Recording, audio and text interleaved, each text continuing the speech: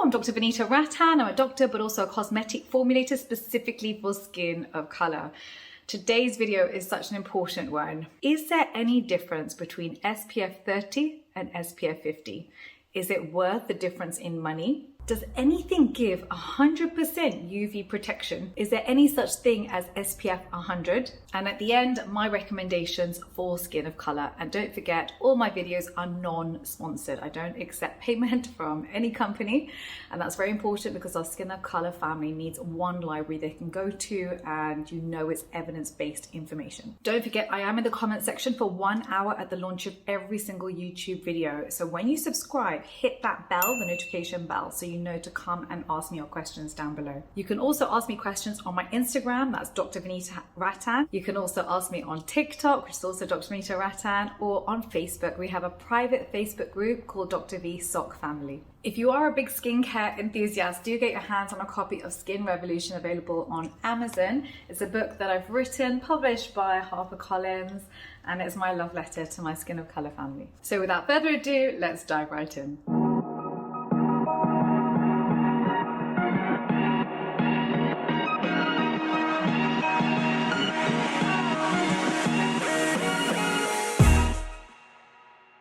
So first of all, what is SPF? What does it mean? So SPF stands for Sun Protection Factor, and it tells you how much protection your skin is getting from UVB rays, not UVA rays.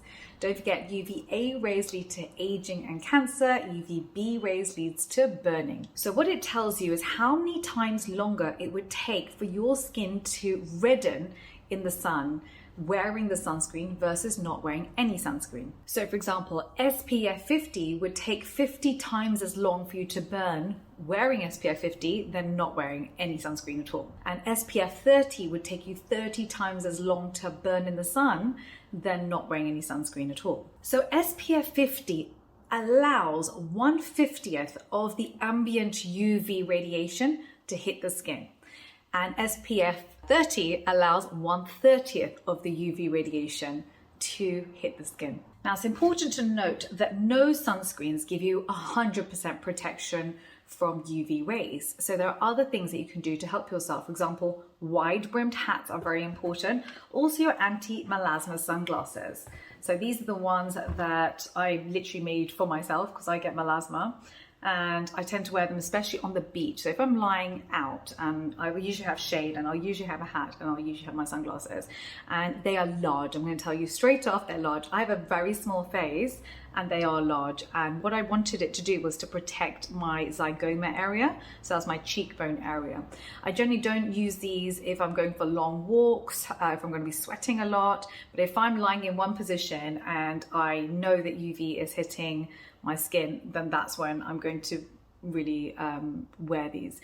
So I tend to have different sunglasses for different reasons, but for me, because melasma is such a big problem, it's something I've been struggling with really since my late 20s, and I'm 40 this year. So I manage it, almost over manage it. And that's one of the reasons I even got into skincare. I do love them. I do think they look stylish, but they are large. So you can't get away from that. I had to make them in order to cover this area because 80% of melasma starts here and then it spreads to the rest of their face. Even though SPF 30 gives you 96.7% protection and SPF 50 gives you 98% protection, in reality, SPF 50 is giving you almost double the protection that you're getting from SPF 30 because it takes you 50 times as long to burn with it on versus 30 times as long for you to burn with SPF 30 on. Now, when it comes to application, it's really important that you wear enough.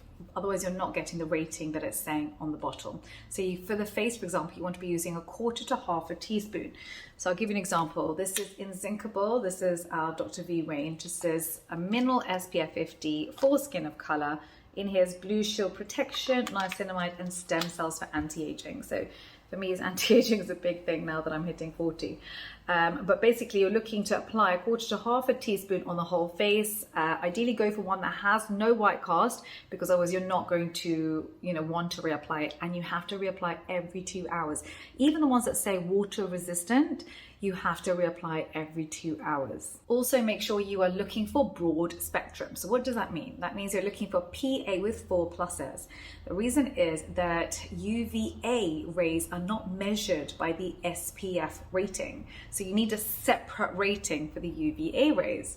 And so there are different ways of doing this. Some people use stars and some people use pluses, but really you want to go for max PA4 pluses, so maximum UVA protection, which is what we did with Inzincable. So what should you look for in your SPF 50? A few key things. Number one, you want it to be fragrance free. Fragrance can lead to contact dermatitis in 3 to 4% of the population. And so if you're sitting out in the sun, your skin is under assault. With UV hitting, plus you've got infrared rays, so heat, that combined with a potential irritant is not a good idea. So always look for fragrance-free sunscreen, number one.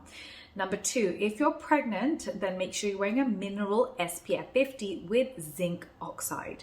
So mineral doesn't enter the bloodstream, and that's the reason why we say during pregnancy, make sure you're wearing only mineral, not chemical sunscreens. And then in addition, if you find sunscreens that have other actives in them that will also help the skin, then go for those sunscreens too. Avoid sunscreens that have irritants in them or things like denatured alcohol, which generates free radicals in the skin, which damages your collagen, leads to premature aging. For me, I have hyperpigmentation, and I made Inzincable actually for my skin. So in here we put in Melashield, and the reason I did that is because it's a tyrosinase inhibitor that works during the day to reduce my hyperpigmentation. So this is a mineral SPF 50, PA4 pluses, suitable for pregnancy, suitable for children. And it's great for anti-aging and anti-hyperpigmentation, purely because those are things that I was looking for.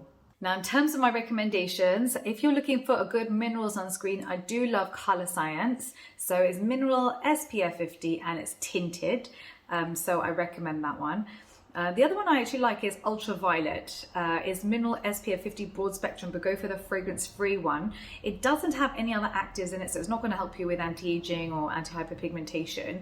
And I'd also avoid it if you have acne, because it has got some comedogenic ingredients in it. So it's got isosteric acid, which is 5 out of 5 on the comedogenic scale. And it's also got octyl dodecanol, which is 3 out of 5 on the comedogenic scale. So those two I like. I've already talked about Inzincable, mineral SPF 50, PA4 pluses with niacinamide, blue shield protection, so from your screens. Also, it's got Melashield in there, so great for your hyperpigmentation and anti-aging. Some people do find it dewy, so what I do is use a translucent powder. I did a reel actually on here and also on Instagram to show translucent powder on top on my T-zone and my jaw area, and I kept this area dewy so that you can even see it here. It's under my foundation right now. So I kept this area dewy and I went matte here, so it gave me the high dewiness, but also it kept this bit matte, which I think a lot of you will enjoy. Now, when it comes to chemical sunscreens, I'm less of a fan, just because mineral is so good in terms that it's anti-inflammatory and there's so many other benefits with it.